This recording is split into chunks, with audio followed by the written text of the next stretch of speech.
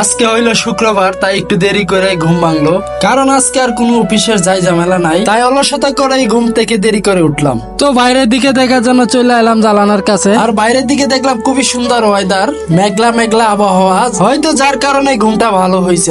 আর আশেপাশে পরিবেশটা ভেজা ভেজা লাগতেছে, মনে হয় রাতে কিছু বৃষ্টিও হয়েছিল। তো এবার ভিতরে চলে এলাম আর চোখ রাখলাম টিভিতে, একটু খবর টবর দেখলাম, কারণ আজকাল দেশের যে অবস্থা, খবর না দেখলে কিছু জানতেই পারি না, কারণ কখন কি হয় কেউ জানে না। সেই জন্য বাইরে থেকে এসে প্রথমে খবর দেখি টিভিতে।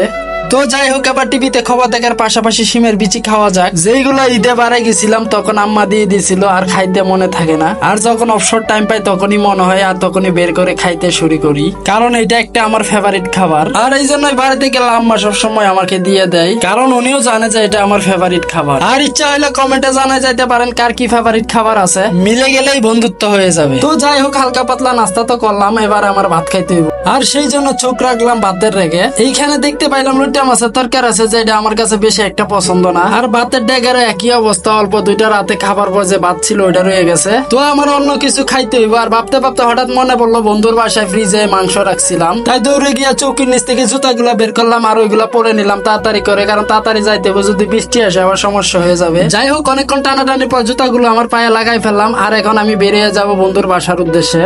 আর সেই জন্য আমি দরজার কাছে চলে গেলাম, আর আস্তে করে দরজাটা খুলে ফেলবো এবং বেরিয়ে যাব আমি। আর আরেকটা কথা ভাবতেছিলাম, দরজায় তালা লাগাইবো কিনা, কারণ বন্ধুর বাসা তেমন একটা দূরে নাই, যাবো আর আসবো, তো এত কিছু ভাবার সময় নাই, যাই হবার হবো তাড়াতাড়ি এখন চলে যায়, আর তাড়াতাড়ি করে চলে আসতে হইব, না হলে আমি যদি বেরিয়ে যাই আর চুরের দিকে ঢুকে যাই সর্বনাশ হয়ে যাবে। তো বলতে বলতে চলে আসি 2 তলায়, আর আমি থাকি 4 তলায়। তো আশা করি কিছুক্ষণের মধ্যে নিচে পৌঁছে যাব আমি। তো বন্ধুরা, এখন আমি নিচে চলে আসি, আর বন্ধুর বাসার রাস্তার দিকে হাঁটতে শুরু করব।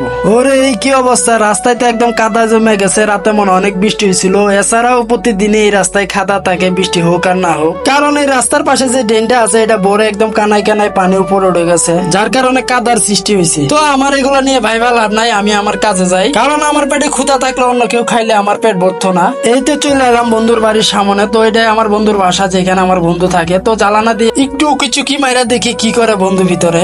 না, বন্ধু একটু ব্যস্ত আছে, আমাকে একটু ওয়েট করতে হবে, তাই এখানে বসে গেলাম বন্ধুর বারান্দায়, কিছুক্ষণ অপেক্ষা করি, কারণ সবারই কাজ থাকতে পারে, এত তাড়াহুড়া করে লাভ নাই, আস্তে আস্তেই যাব। যাই হোক, এই ফাঁকে একটু বাইরের দিকটা দেখে নেই, কারণ অনেকদিন ধরে বাইরের দিকটা দেখি না, ভিতরেই আসা যাওয়া। আর এমনিতে আমি কাজ ছাড়া কখনো বাইরে বের হই না, যদি কোনো কাজ বা দরকার পড়ে তখনই বাসা থেকে বের হই। তো ওইদিকে বন্ধুর আসার খবর না, একটা বিড়াল আইছে আমাকে দেখতে, নিজেকে এই জন্য খুবই অসহায় মনে হইতেছে, তাই বারবার নিজের দিকে দেখতে চাইছিলাম, আর দেখতে গিয়ে বের হইলে আরেক সমস্যা। তো দেখলাম যে জুতা আমার শেষ, জুতার অনেক দিকে ফাটল ধরে গেছে, যেগুলা দেখতে খুবই বিশ্রী লাগতেছে, কিন্তু কি করবো, আর কিছু করার নাই, এগুলাই পড়তে হইব। আর রাস্তায় পড়ে থাকে এরকম জুতা থেকে আমার এই জুতায় অনেক ভালো, সেইটা মনে করে মনে আর কোনো কষ্ট হল না, চুপচাপ বয়ে লইলাম বন্ধুর আশা। জানি না কখন তার কাজ শেষ হইব আর কখন বাইরে হইব, সেই জন্য ওয়েটিং করতেছি, খুবই বিরক্ত লাগতেছে, এতক্ষণ বসে থাকে একা একা ভালো লাগে না, এই জন্য একটু হাঁটাহাঁটিও করতেছি, এদিকে ওদিকে যাইতেছি, কারণ একটা কথা আছে না যে অপেক্ষার সময় খুবই লম্বা হয়, সেই জন্য আর আমার সময়টাও যাইতেছে না। আর মনে মনে চিন্তা করতেছি, এত কিপটামি করে কি লাভ, আজকে যদি আমি একটা ফ্রিজ নিয়ে নিতাম তাইলে আর এত কষ্ট করতে হইতো না, আর এত অপেক্ষা করতে হইতো না। যাই হোক, কি আর করা, এভাবে সময়টা পার করতে হবে, আর অপেক্ষা করতে হবে কখন আইবো বন্ধু। তো ওয়েট করতে থাকিস, দেখি কখন আসে।